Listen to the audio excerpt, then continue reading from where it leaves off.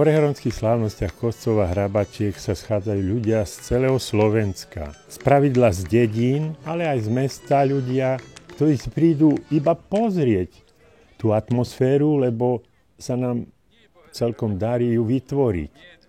Súťaží sa tam v kategóriách od malých detí do 10 rokov, tzv.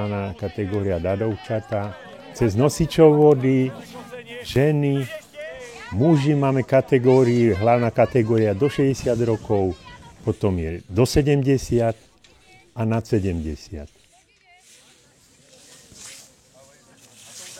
Do súťaže sa môžu teda prihlásiť všetky tie vekové kategórie, ako som ich spomenul, bez toho, že či majú tú výkonnosť nejakú, alebo sú úplní začiatočníci, dokonca im tam vieme urobiť takú inštruktáž dopredu, aby to nejako vyzeralo a súťažiť môžu s nami spolu.